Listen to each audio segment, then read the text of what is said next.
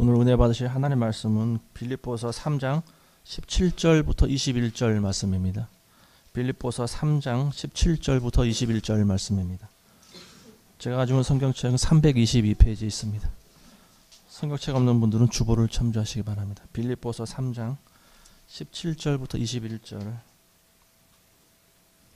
우리 다 같이 한 목소리로 합독하겠습니다. 시작. 형제들아, 너희는 함께 나를 본받으라. 그리고 너희가 우리를 본받은 것처럼 그와 같이 행하는 자들을 눈여겨보라. 내가 여러 번 너희에게 말하였거니와 이제도 눈물을 흘리며 말하노니 여러 사람들이 그리스도의 십자가의 원수로 행하느니라. 그들의 마침은 멸망이요 그들의 씨는 배요 그 영광은 그들의 부끄러움에 있고 땅의 일을 생각하는 자라. 그러나 우리의 시민권은 하늘에 있는지라. 거기로부터 구원하는 자 곧 주 예수 그리스도를 기다리노니 그는 만물을 자기에게 복종하게 하실 수 있는 자의 역사로 우리의 낮은 몸을 자기 영광의 몸의 형체와 같이 변하게 하시리라. 아멘. 오늘은 십자가의 원수로 살아가는 자들이라는 주제로 잠시 말씀을 전하도록 하겠습니다.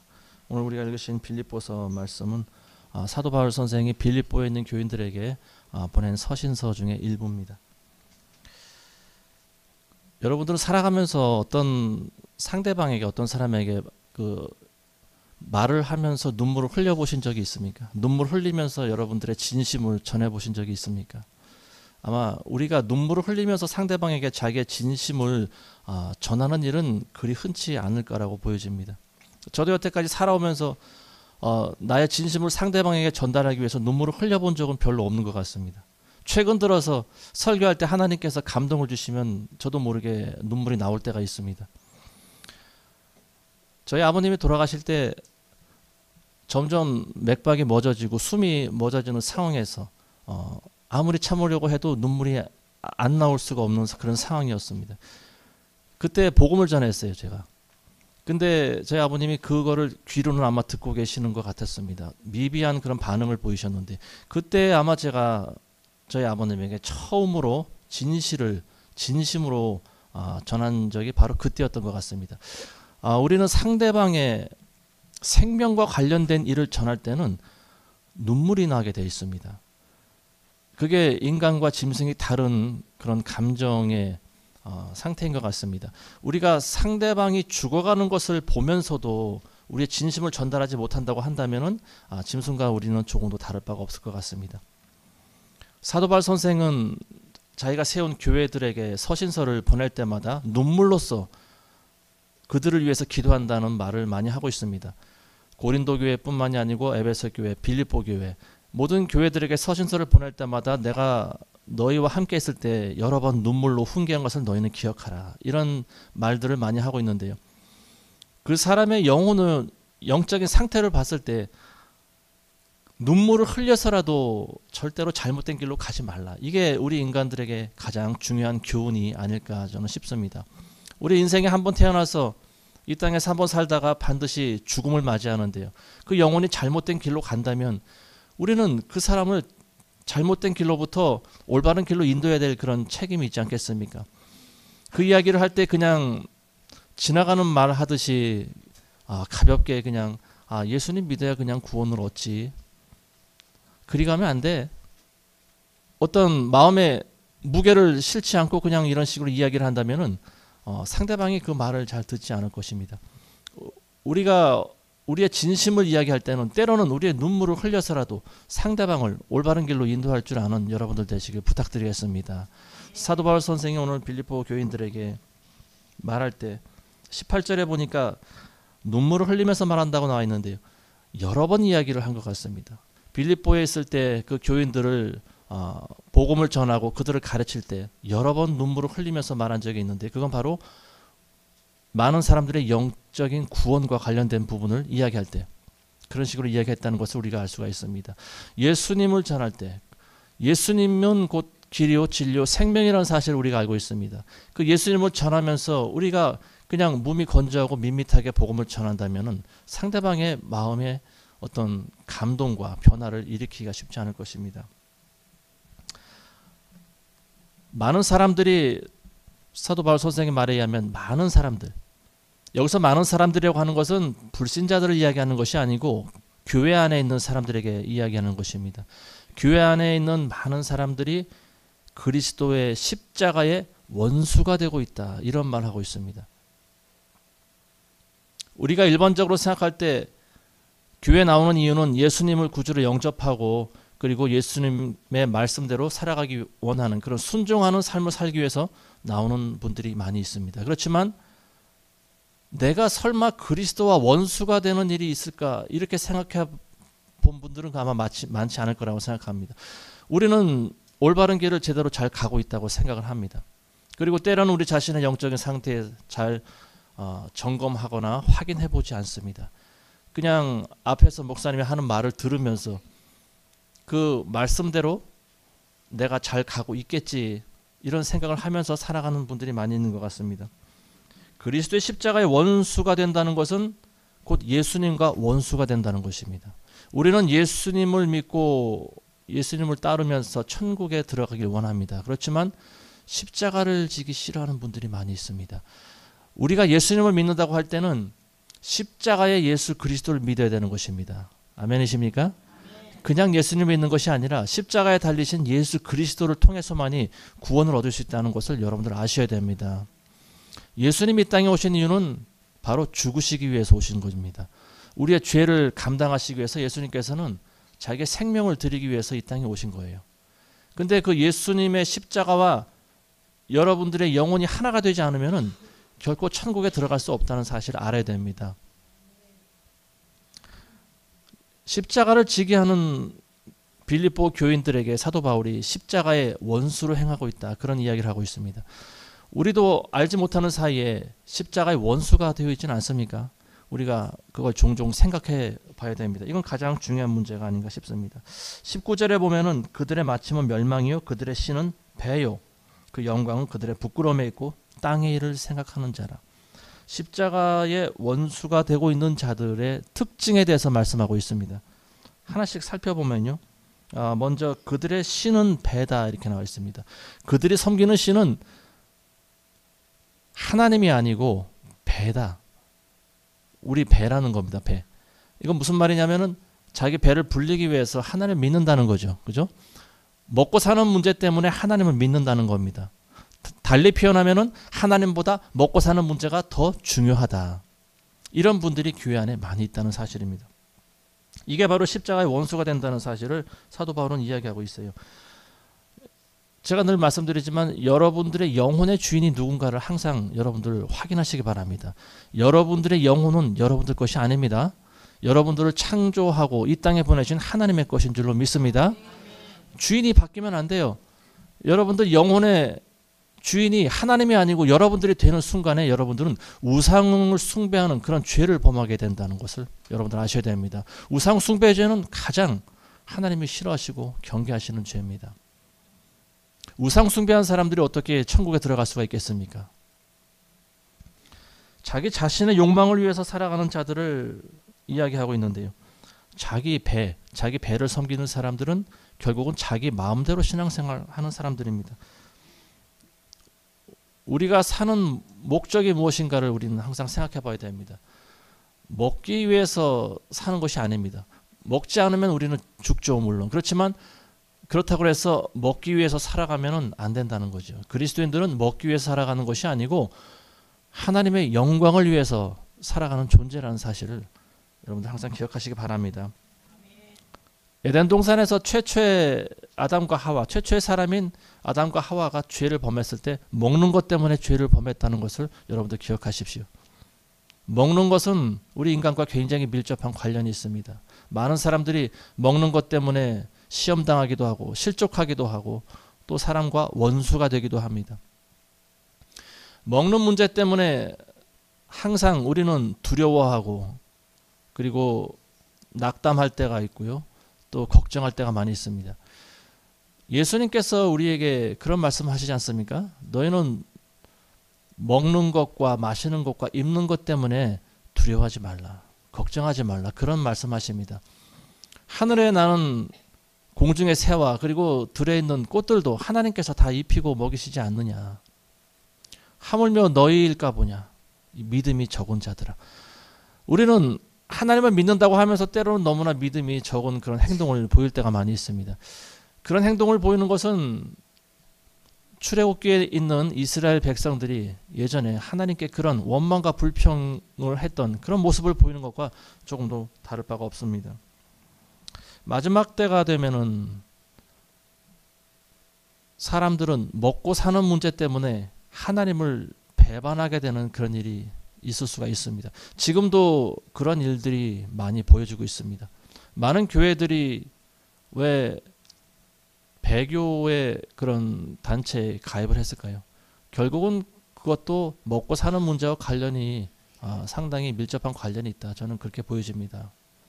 본인들의 가지고 있는 기득권과 그리고 여러 가지 부분들, 세상적인 부분들 이런 것들에서 어떤 완전히 자유할 수가 없는 거죠.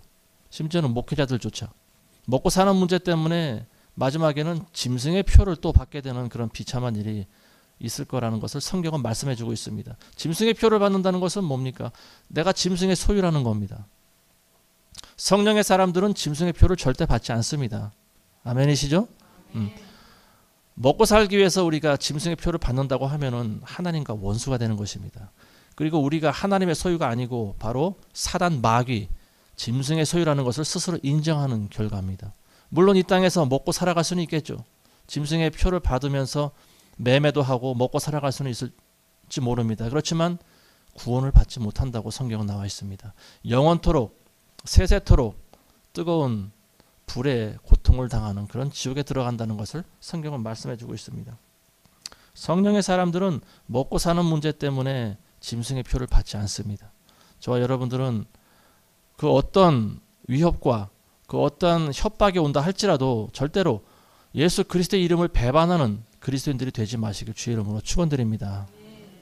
십자가의 원수가 된다는 것은 예수님을 믿기는 하지만 내가 십자가에 못 박히기 싫다는 것을 의미하고 있습니다.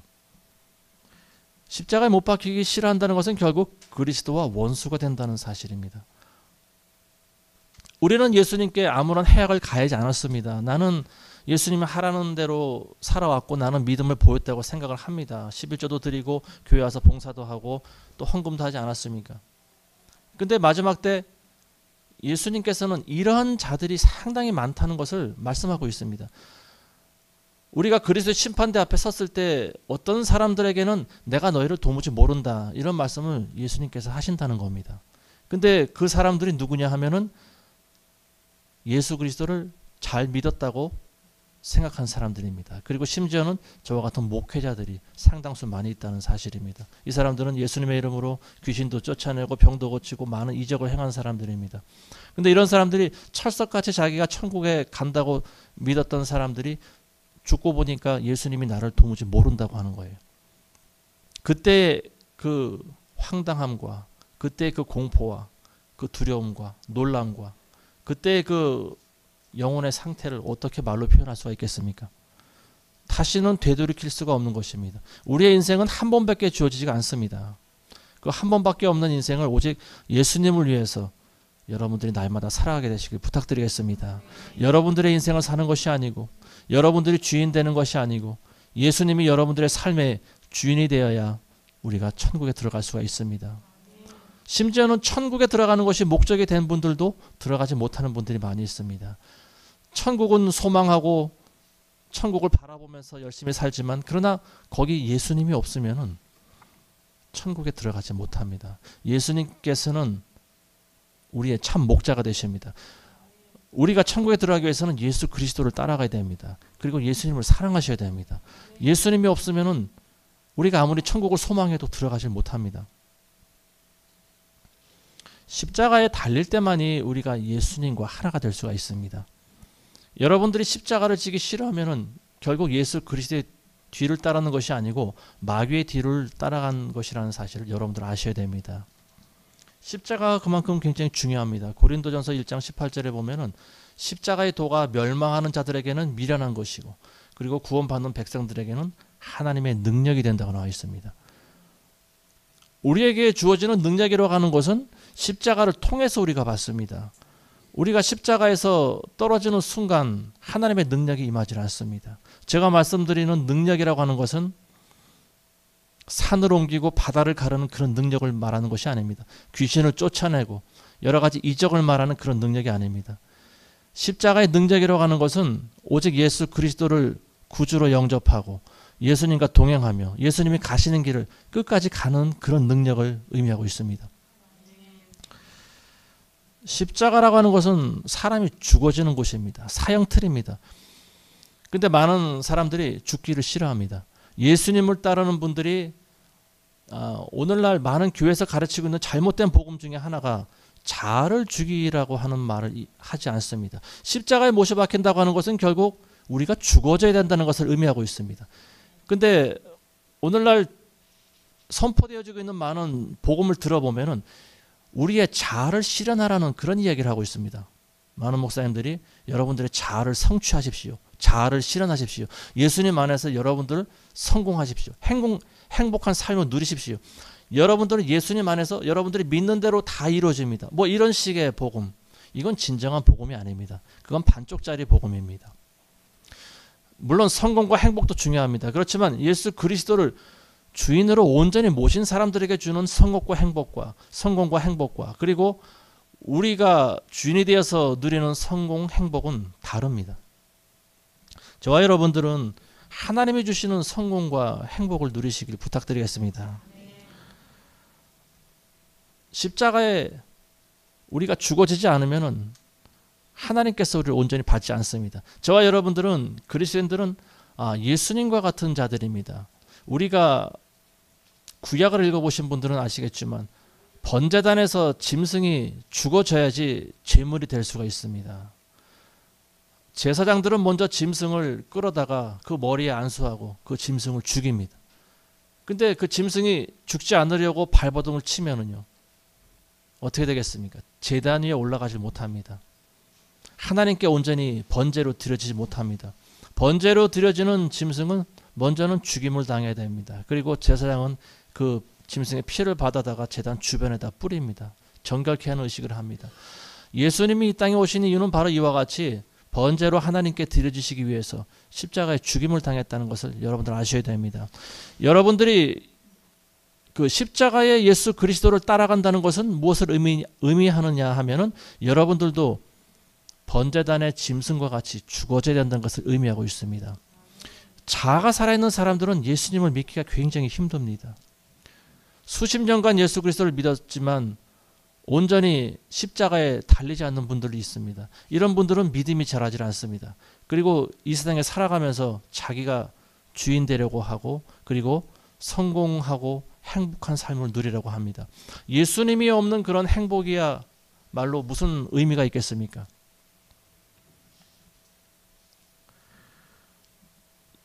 그리스도의 사람들은 정과 욕심을 십자가에 못 박은 자들이다. 갈라디아서에 그런 말씀하고 있죠. 저와 여러분들은 여러분들에게 주어진 십자가가 있습니다. 그 십자가를 지고 예수 그리스도의 길을 따라가시길 부탁드리겠습니다. 우리가 십자가를 내려놓는 순간 우리는 하나님께서 그리스도인이라고 인정을 안 하십니다. 물론 십자가를 지고 너무나 짐이 무겁기 때문에 가다가 쓰러질 수가 있습니다. 엎어질 수가 있어요. 내려놓고 싶을 때가 있어요. 그렇지만 내려놓아서는 안 됩니다. 십자가에서 내려와서는 안 돼요. 예수님께서 십자가에 내려오실 수가 있었습니다. 예수님께서는 하늘에 있는 천사들을 불러서 로마 병사들을 다 죽일 수 있는 그런 능력이 있는 분이었어요. 그렇지만 내려오지 않으셨습니다. 왜냐하면 예수님께서 이 땅에 오신 목적을 누구보다 잘 알고 계셨기 때문에 그렇습니다. 예수님께서 십자가에서 내려오셨다고 한다면 저와 여러분들이 구원을 받을 수 있는 길이 원천적으로 봉쇄되었다는 겁니다. 우리가 하나님께 나가시는 길이 없어요. 예수님께서 죽어지셔야만 우리가 하나님께 나갈 수가 있다는 것을 성경은 말씀하고 있습니다. 우리도 예수 그리스도의 뒤를 따른다는 것은 예수님과 같이 십자가에 못이 박혀야 된다는 겁니다. 저와 여러분들의 자아가 죽어져야 된다는 거예요. 여러분들의 야망과 목적을 실현하기 위해서 그동안 쌓아왔던 많은 것들을 십자가에 내려놓아야 된다는 겁니다. 여러분들을 위한 인생을 사는 것이 아니고 예수 그리스도를 위한 인생이 되어야 된다는 사실입니다. 그들의 신은 배요. 그들의 영광은 그들의 부끄러움에 있고 땅의 일을 생각하는 자다. 땅의 일을 생각한다는 자가 뭐겠습니까? 하나님의 나라를 생각하지 않고 이 땅을 더 사랑한다는 겁니다. 우리가 이 세상에서 얼마나 오래 살겠습니까? 의학이 좀 발달해서 요즘엔 100년, 많이 살아봐야 120년, 그 이상 살지 못합니다. 때가 되면 100년 전으로 사람들은 죽게 돼 있습니다. 성경은 롯의 아내를 기억하라고 이야기하고 있습니다. 롯의 아내가 어떤 사람인가 여러분들 잘 아시죠? 롯과 그 아내와 두 딸들, 이 네 가족들만 멸망의 도시 소돔에서 살아난 사람입니다. 천사들의 경고를 받고도 그들이 지체를 했다고 나와 있어요. 천사들이 마침내 그들을 강제적으로 끌어냅니다. 근데 그들이 길을 가다가 멀리 산을 향해 길을 가다가 하나님의 때가 되니까 하늘에서 유황과 불비가 막 떨어집니다. 근데 그때 롯의 아내가 뒤를 돌아다봅니다. 뒤를 돌아다본다는 것은 바로 세상을 사랑하고 있었다는 것을 의미하고 있습니다. 이 말씀은 우리가 구원의 여정을 향해 갈 때 뒤도 돌아보지 말고 달려가라는 겁니다. 사도 바울 선생은 뒤를 돌아다보지 않았습니다. 내가 이전에 행했던 일, 그 모든 일들을 내가 배설물과 같이 여긴다. 그런 말씀하고 있습니다. 내가 이뤘다 함도 아니요, 행했다 함도 아니요, 오직 좌우를 돌아보지 아니하고 표대 대신 예수 그리스도만 향해 나는 달려가노라. 이러한 고백을 여러분들 하시기 부탁드리겠습니다. 이전 것은 다 이미 지나가 버렸습니다. 과거에 연연한 사람들 가장 미련한 자들입니다. 물론 우리가 과거로부터 얻을 교훈도 있습니다. 그렇지만 과거 지향적인 그런 삶을 살아가서는 안 됩니다. 그리스도인들은 새 피조물입니다. 아멘이십니까? 새 피조물의 삶은 앞만 보고 달려가는 것입니다. 구원의 길을 달려갈 때 우리가 머뭇머뭇거릴 그러한 여유가 없습니다. 부단히 달려가야 됩니다. 뒤에서 무슨 소리가 나더라도 뒤돌아보면 안 됩니다. 세상을 사랑하는 자들, 롯의 아내와 같은 사람들은 세상에 대한 염려와 근심이 굉장히 많이 있던 사람이었습니다. 그리고 자기가 두고 온 집에 있는 많은 그런 재산과 자기의 소유에 대한 애착을 가지고 있는 그런 여인이었던 것 같습니다. 그 모든 것들이 하늘에서 멸망의 불이 내려왔을 때 내가 가지고 있는 모든 소유가 어떻게 되었을까? 내가 사랑하던, 내가 친하게 지냈던, 나와 교제하던 사람들이 어떻게 되었을까? 자기도 모르게 뒤를 돌아다봤습니다. 근데 순식간에 소금 기둥이 되어버렸습니다. 하나님의 말씀에 순종하지 않은 자들의 마지막이 이와 같이 소금 기둥이 되어버린 것은 성경은 말씀하고 있습니다. 그리스도의 십자가를 지고 예수 그리스도의 뒤를 따라가는 자들이 바로 그리스도인들입니다. 그리스도인들은 십자가와 조금도 떨어져서 생각할 수가 없습니다. 그리스도인들은 십자가를 지고 가는 자들입니다. 그리고 예수 그리스도의 뒤를 따르는 자들입니다. 그리고 더 나아가서 자아를 부인하는 자들입니다. 땅의 일을 하늘의 일보다 더 생각하는 여러분들 되지 마시기 바랍니다. 이 땅에 있는 것들은 언젠가는 없어져 버립니다. 언젠가는 다 썩어져 사라져 버릴 것들입니다. 헛된 영광밖에 없습니다. 우리가 이 땅에서 아무리 많은 사람들에게 영광을 받는다고 하더라도 그것은 부끄러움밖에 없다는 겁니다. 그들의 영광은 그들의 부끄러움에 있다고 그랬어요. 이 땅에 여러분들 너무 애착을 갖지 마시기 바랍니다. 많은 재물을 가진 분들일수록 애착을 많이 갖습니다. 자기가 쌓아왔던 부귀와 명예 이런 것들을 누리고 싶어 합니다. 그래서 필요 이상의 재물을 쌓아놓지 말라는 겁니다. 성경은. 그게 성경적인 거예요. 너무나 많은 것을 욕심내지 마시기 바랍니다. 지나친 재물을 쌓아놓는 것은 성경은 탐욕이라고 말하고 있어요. 우리가 먹을 것이 있고 입을 것이 있고 지낼 수 있을 만한 그런 집이 있다고 한다면은 너무 많은 욕심을 내지 마시기 바랍니다. 물론 하나님이 축복을 주시는 분들도 있죠. 그렇지만 필요 이상의 남을 다 자기가 도와주지도 못할 정도로 그런 큰 그런 욕심 많은 부자가 되지 마시기를 부탁드리겠습니다. 하나님께서는 그리스도인들을 시험하십니다. 때로는 시험하시고 그리고 고난과 환난을 주십니다. 그 이유는 이 땅에 애착을 갖지 말라고 하는 겁니다. 야곱이라고 하는 인물을 여러분들 잘 아시죠? 이삭의 아들 야곱, 쌍둥이 형제로 태어난 야곱, 자기 형의 장자권을 빼앗아간 야곱. 그 야곱은 147년을 살았습니다. 그리고 가나안 땅을 벗어나서 애굽으로 건너갔을 때 나이가 130세였습니다. 바로 왕이 야곱한테 노인의 나이가 몇 세뇨? 이렇게 물어봅니다. 야곱이 내 나그네 길의 세월이 130년입니다. 그런 이야기를 합니다. 내 조상들의 연수에는 미치지 못하지만 내가 험악한 세월을 살았나이다. 130년의 세월이 험악한 세월을 살았다는 겁니다. 그건 뭐냐면 이 땅에 살아온 그 연수만큼 고난과 환난이 따랐다는 것을 보여주고 있어요. 우리는 야곱의 삶을 통해서 인생이 얼마나 험한 거에 대해서 우리가 알아볼 필요가 있습니다. 야곱은 부자로 우리가 생각할 때는 그 야곱은 참 부자로 살고 아버지의 재산도 많이 받고 그리고 또 그 이스라엘 12지파의 조상이 되었다. 우리는 야곱의 삶을 살아갔을 때 굉장히 성공적이고 행복한 삶을 살았을 것이다. 그런 생각을 합니다. 그렇지만 어느 누구도 성경에 있는 인물들 가운데 편안한 삶을 살아온 사람이 없습니다. 험악한 삶을 살아왔습니다. 야곱은 노년에 얻은 아들 요셉을 우상처럼 섬겼습니다.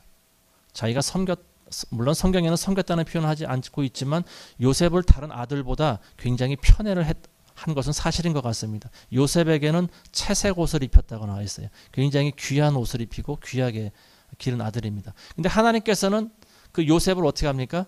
형제들의 그 시기를 받아서 형제들의 손에 의해서 애굽의 종으로 팔리게 하시죠. 야곱은 자기 아들이 짐승에게 찢겨 죽은 걸로 믿고 있었습니다. 노년에 얻은 그 아들이 들에 나가서 짐승의 밥이 됐다는 사실을 들었을 때 야곱의 마음이 어떻겠습니까? 자기 가슴을 찢지 않겠습니까? 자기 옷을 찢으면서 통곡하면서 울부짖었겠죠. 아들이 많이 있었음에도 불구하고 그 아들을 특히 사랑했다는 것을 성경은 말씀해 주고 있어요. 그 이후로 수많은 세월 동안 야곱은 밥을 먹어도 먹은 것 같지가 않고 좋은 것을 봐도 기쁜 일을 만나도 기쁘지가 않았어요. 왜냐하면 자기가 가장 사랑하는 아들이 죽었기 때문이라고 믿고 있었기 때문입니다. 나중에 아들을 만났을 때 그 재회의 기쁨은 얼마나 컸겠습니까?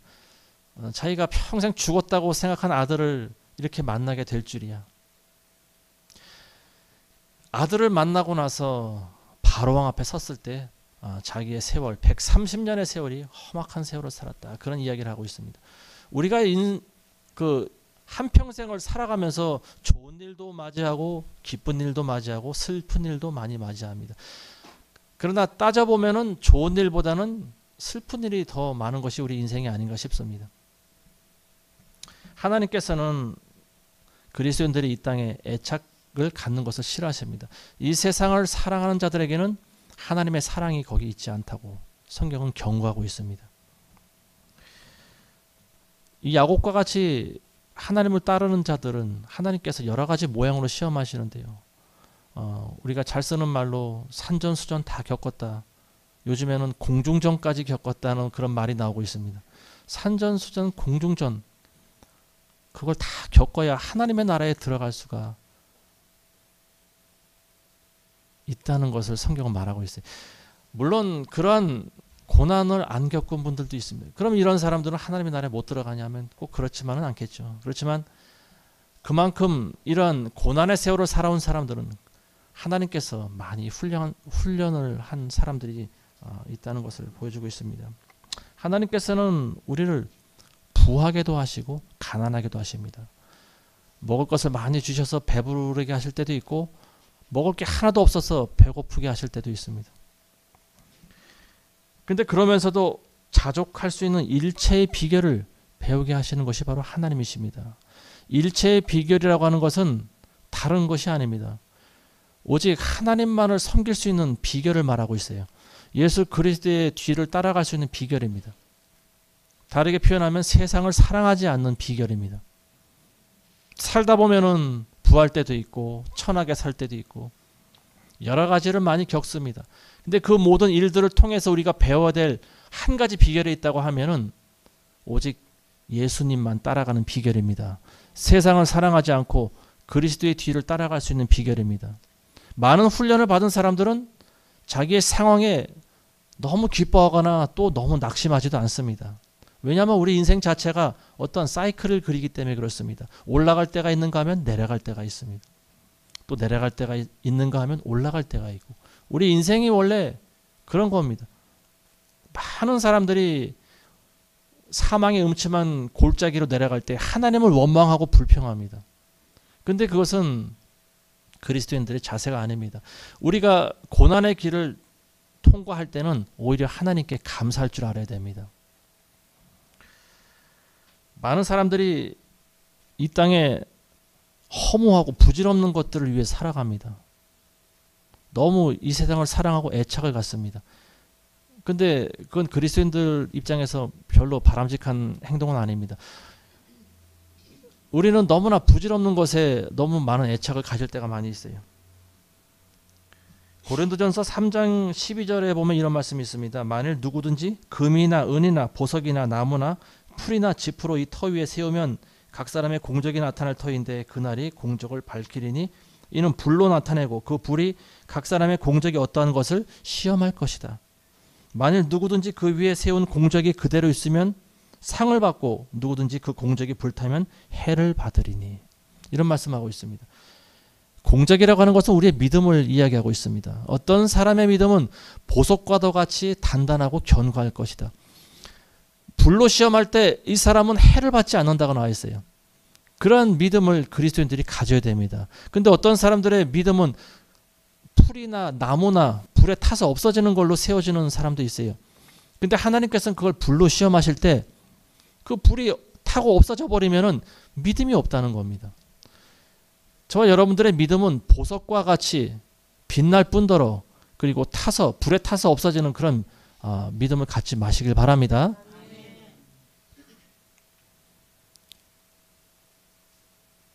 보석과 같이 불에 타서 없어지면 안 됩니다. 나무나 풀이나 이런 것들은 태우면 없어집니다. 그렇지만 금속으로 만들어진 것들은 타서 없어지질 않습니다. 우리의 믿음이 불로 시험해도 움직이지 말아야 된다는 사실입니다. 고난받을 때 변하면 안 된다는 거죠.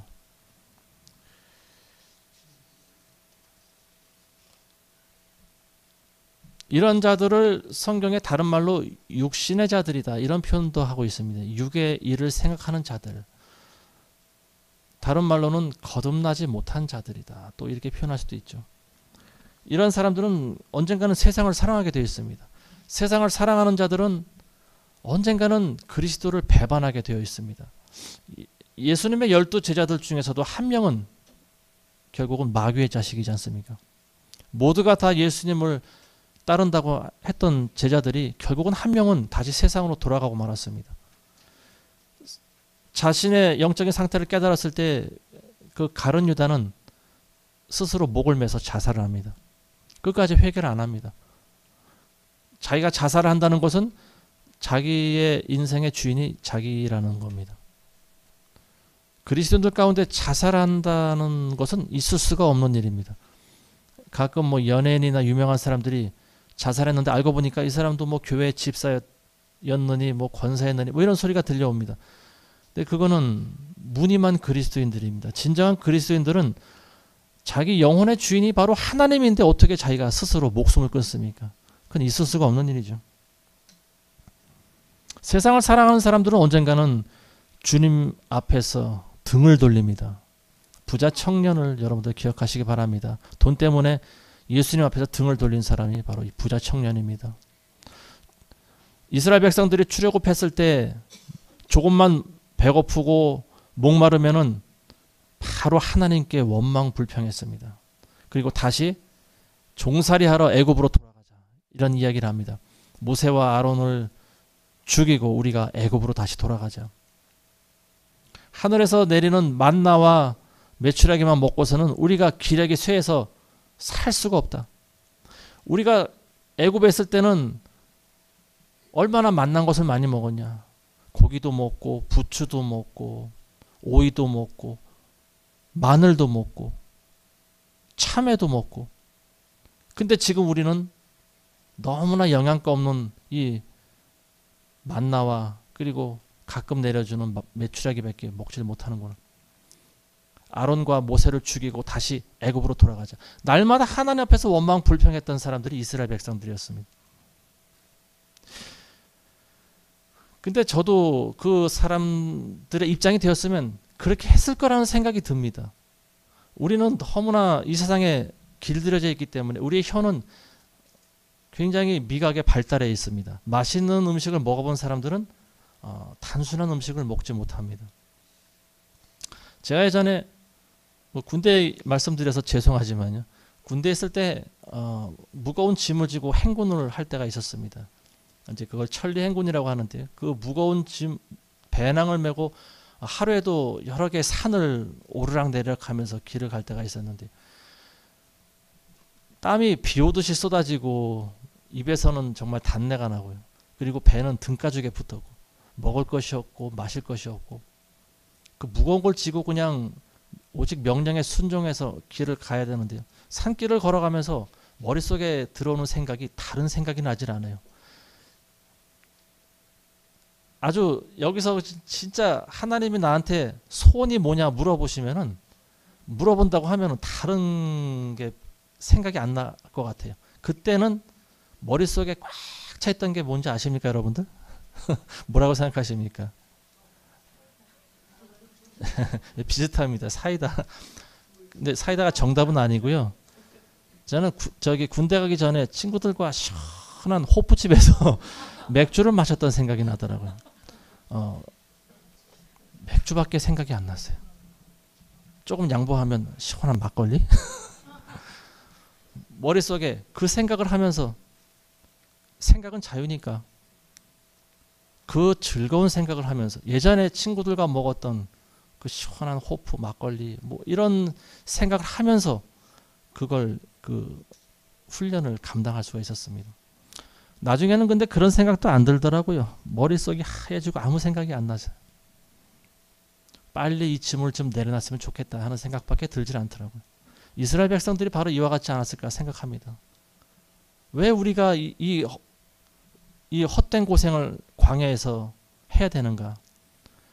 비록 애굽에 있을 때는 종살이는 했지만 거기서는 우리가 먹고 싶은 거 마음대로 먹을 수가 있을 텐데 시원한 물도 마시고 술도 마시고 고기도 먹고 근데 이 맛없는 만나만 먹이면서 왜 우리가 이 광야를 거쳐야 되는가? 하루에도 수십 번씩 고민하고 갈등했던 사람들이 이스라엘 백성들이 아니었나 싶습니다. 그게 바로 광야의 삶이 십자가의 삶입니다. 이 세상에 살아갈 때 우리는 우리의 욕망을 누리면서 살아갑니다. 욕망대로 살아갑니다.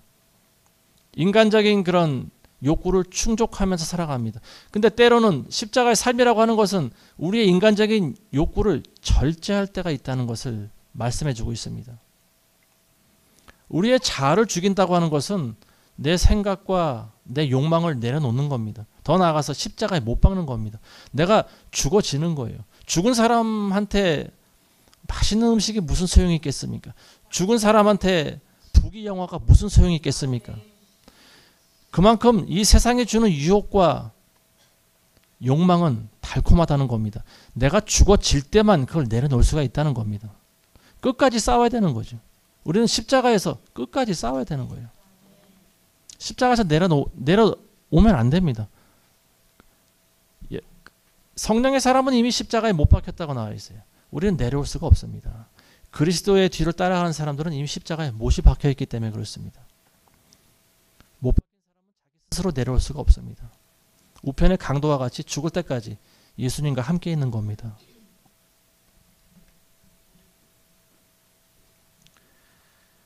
십자가의 원수된 삶을 여러분들 살지 마시기 바랍니다. 십자가를 지고 가는 사람들은 하나님께서 상급을 주십니다. 그게 뭐냐면은 바로 하늘나라 시민권자입니다. 하늘나라의 시민권을 주십니다. 오늘 20절 말씀 보시기 바랍니다. 그러나 우리의 시민권은 하늘에 있는지라. 여러분들의 진정한 시민권은 이 땅이 아니고 하늘에 있습니다. 우리가 이 땅에 살아갈 때는 대한민국의 시민권으로 살아갑니다. 그렇지만 우리가 이 세상에서 생명을 다하면 우리는 하늘나라 시민권자입니다. 우리는 두 가지를 위해서 살아갑니다. 이 땅에서는 대한민국을 위해 살지만 그러나 그보다 더 중요한 것이 하늘나라 시민권을 위해서 살아갑니다. 하늘나라 시민권자들이 보여주는 특징은 한 가지밖에 없습니다. 오직 우리의 신랑 되신 예수님을 기다리는 겁니다. 우리의 왕이신 예수님이 오시기만을 기다리는 겁니다. 그거밖에 없습니다. 예수님을 기다리는 사람들은 진정한 그리스도인들입니다. 그리고 이런 사람들이야말로 하늘나라 시민권자입니다. 아무리 내가 성령 받고 성령으로 충만하고 많은 능력과 기적이 나타난다 할지라도 재림하실 예수님을 기다리지 않는다 그러면 이 사람은 가짜입니다. 이 사람은 가짜예요. 이 사람은 마귀로 충만한 겁니다.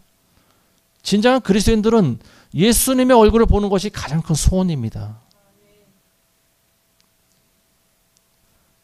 만왕의 왕이요 만주의 주 되신 예수님을 기다리지 않는다 그러면 그리스도인들이 아니죠.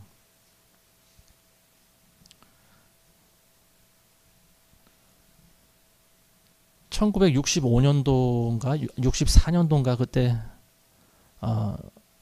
여러분도 박정희 대통령 아시죠? 뭐 다 여기 계신 분들은 다 아시겠지만 우리나라가 그때만 해도 굉장히 가난했다고 합니다. 제가 65년도에 태어났거든요. 제가 태어날 때는 굉장히 가난했던 것 같습니다. 근데 그때 우리나라를 살리기 위해서 박정희 대통령이 서독에 간 사실 여러분들 아시죠? 그때 미국에 가서 돈을 좀 빌리려고 했는데 거절당했다고 합니다. 케네디 대통령한테 거절당했고, 그리고 또 일본에 가서 돈을 빌리려고 했는데 일본도 거절했다고 합니다. 그 당시 우리나라 상황은 세계에서 두 번째인가 하여튼 가장 가난한 나라 중에 하나였다고 합니다. 산업을 일구려고 해도 자본이 없는 거라. 그래서 해외에 가서 차관을 빌려오려고 하는데 미국과 일본으로부터 거절당했어요. 그때 찾아간 나라가 바로 독일입니다. 서독이 2차 대전 때 완전히 망해버렸습니다. 그 나라도 우리나라와 못지않게 망했던 나라입니다. 근데 그 사람들은 스스로의 노력으로 라인강의 기적을 이뤄낸 민족들입니다. 그래서 그 당시에 65년도에 서독은 잘 사는 선진국의 대열에 들어갈 수가 있었다는 거죠. 불과 20년의 짧은 세월 동안. 박정희 대통령이 추구했던 것이 바로 그거였던 것 같습니다. 그래서 우리도 라인강의 기적을 한번 재현해보자. 서독에 갔습니다. 근데 거기에 만나서 대통령과 뭐 이런 유명한 사람들 만나서 이야기를 했는데 그냥은 빌려줄 수 없고 거기서 나온 제안이 뭐냐. 탄광에 대한민국에 있는 사람들을 보내서 일을 하게 하면은 그 사람들의 월급을 우리가 차압해서 돈을 빌려주겠다. 그걸 저당 잡아서 돈을 빌려주겠다. 그리고 간호사들을 우리에게 보내달라. 탄광과 그 병원에서 일할 그 인력들을 보내주기로 한 겁니다. 아마 그 독일에서 병원과 그 탄광에서 일하는 것이 아마 가장 힘든 직업 중에 하나가 아니었나 싶습니다. 그래서 우리나라에서 많은 사람들을 보냈습니다. 많은 일꾼들을 보냈습니다. 그래서 그들의 급여를 담보로 잡고 1억 5천만 달러인지 1억 5천만 마르크인지 하여튼 그 돈을 빌려와서 우리가 그걸로 산업을 이뤄나갈 수 있는 그런 아주 밑바탕이 되었다는 것을.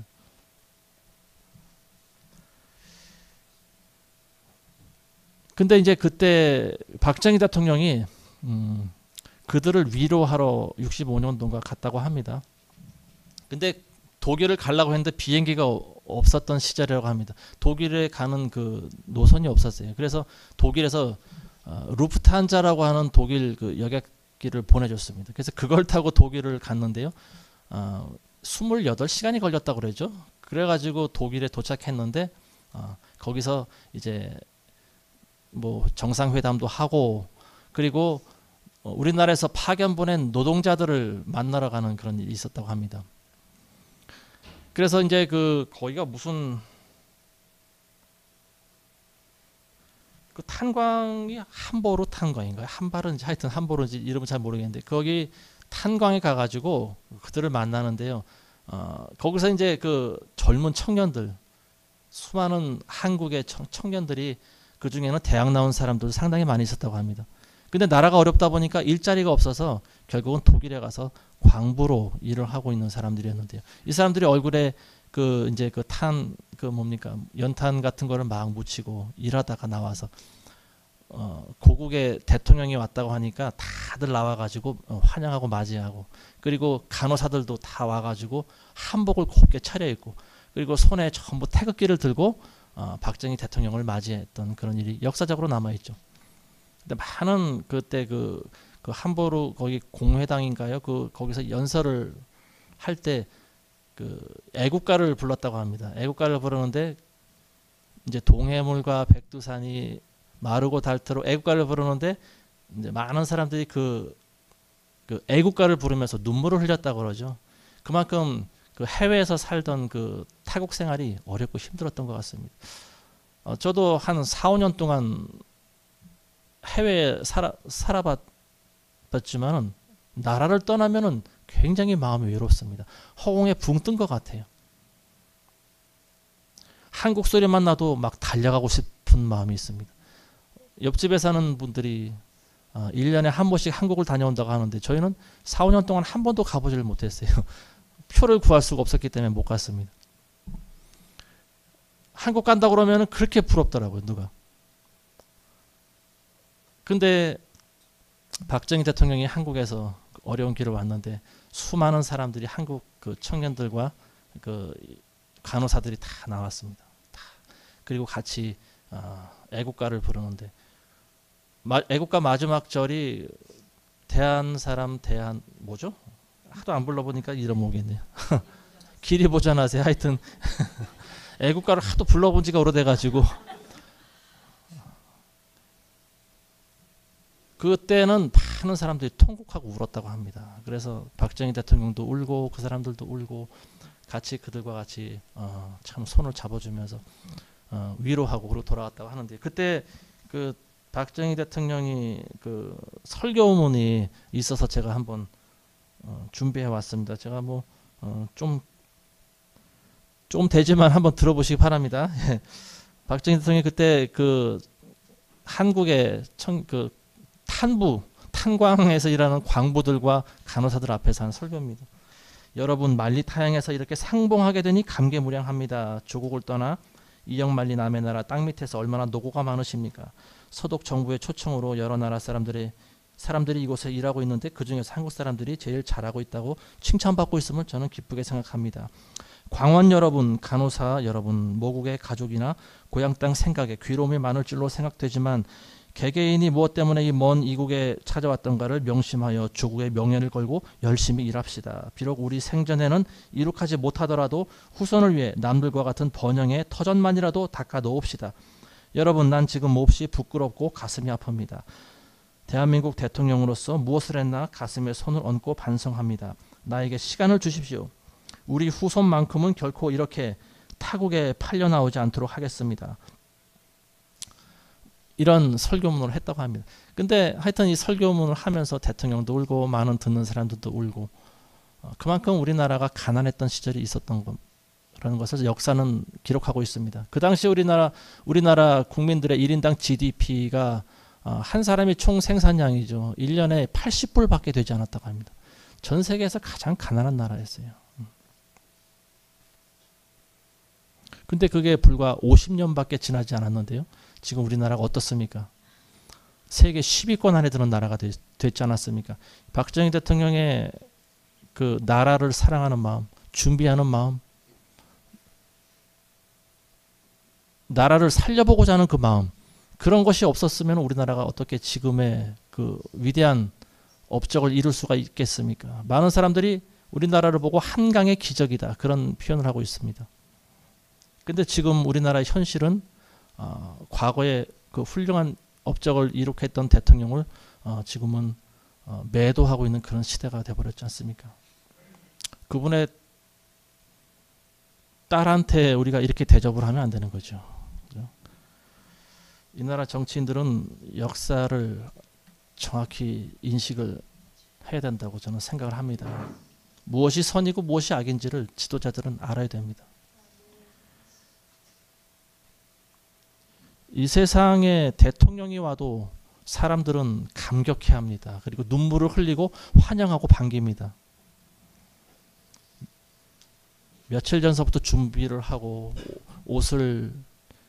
깨끗한 옷을 준비하고 곱게 단장을 하고 그리고 손에 다 태극기를 들고 자기의 대통령을 맞이하기 위해서 준비를 합니다.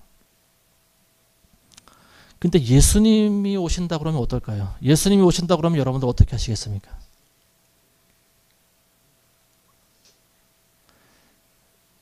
근데 예수님께서는 언제 오신다는 말씀을 안 하셔요.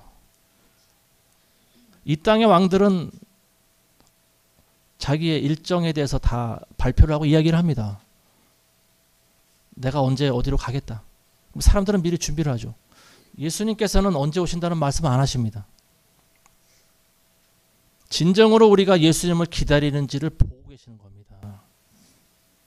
내가 언제 어느 때 가겠다 그러면은 많은 사람들이 죄악 가운데 살다가 예수님 오시는 날에 옷을 갈아입습니다. 그리고 예수님 맞이하러 나갈 겁니다. 근데 예수님은 그런 걸 원치 않습니다. 내가 언제 올지는 모른다. 그렇지만 너희는 나를 기다리고 있어라.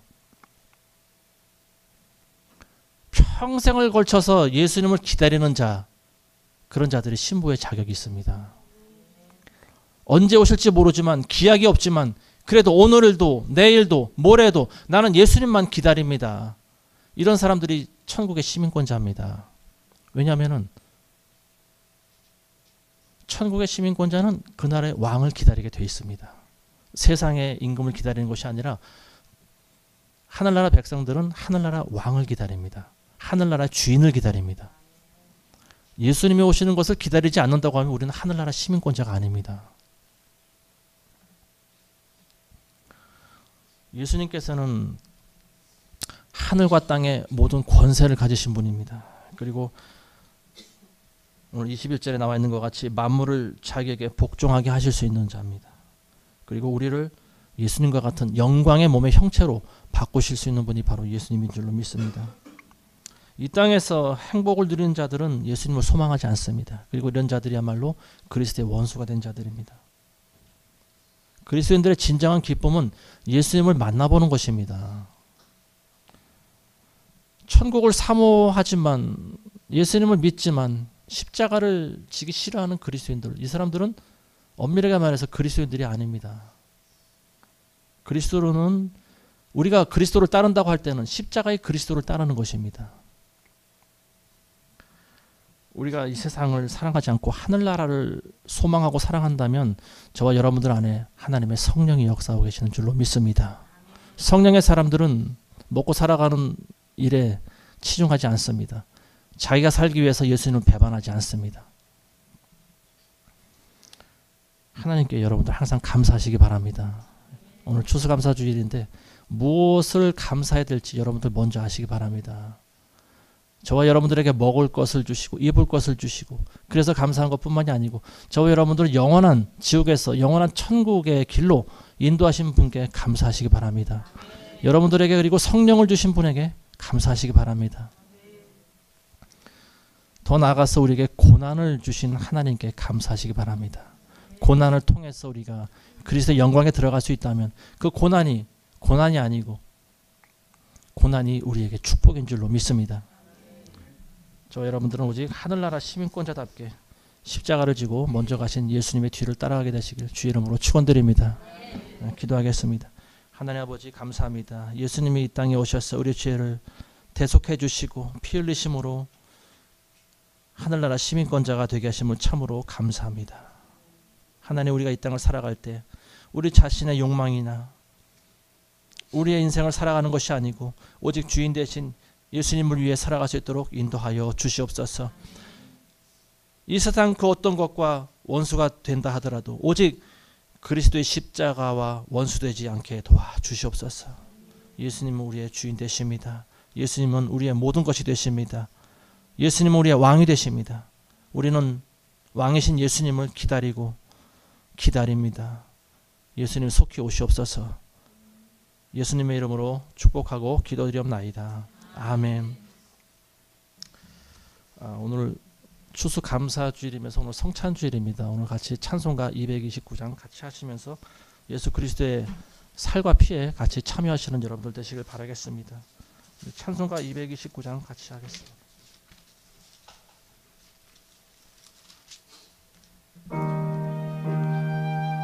1절 끝나면 여러분들 한 분씩 앞에 나오셔서 받아가시기 바랍니다.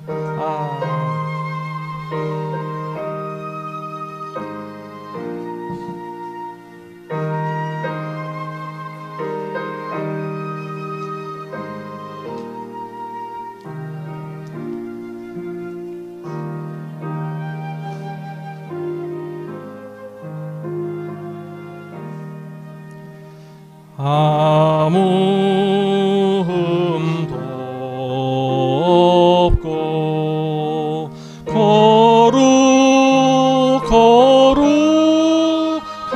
거룩하신 주